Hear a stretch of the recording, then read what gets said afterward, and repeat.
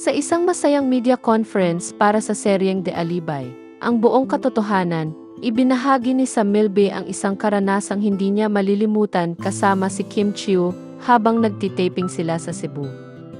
Tinanong ang buong cast kung ano ang pinakamemorable na pangyayari sa kanilang shooting.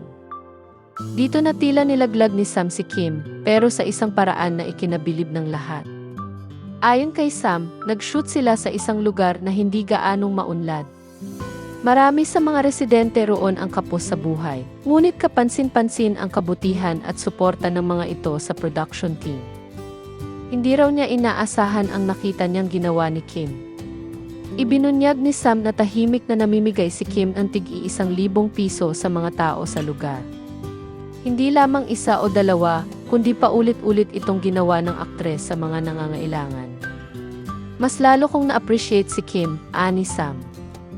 Siguro ayaw niyang ipagsabi iyon, pero nakita ko talaga kung paano siya tumulong. Habang ikinukwento ito, halatang nahiya si Kim.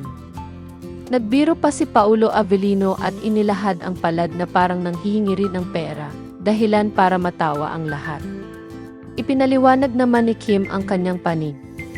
Anya, pakiramdam niya ay nakakaabala sila sa mga tao dahil sa puyat at ingay dulot ng taping. Hindi man lahat ay nababayaran, buong pusong sinuportahan pa rin sila ng mga residente. Parang kapatid ko silang lahat, emosyonal na sabi ni Kim.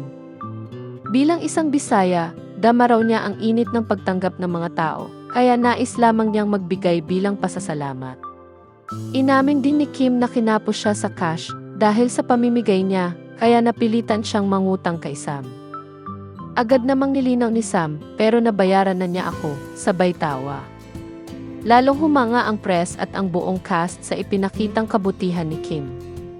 Para sa marami, hindi ito pagpapapogi kundi isang taos-pusong pagbabalik ng kabutihan sa komunidad. Samantala, mas lalo pang naging makulay ang pagsalubong ni Kim sa Chinese New Year, lalo na taon ito ng Fire Horse. Tila sumasalamin sa kanyang masigla at maalab na puso sa pagtulong sa kapwa. Isang simpleng kwento ng kabutihan, ngunit sapat para magbigay inspirasyon sa marami.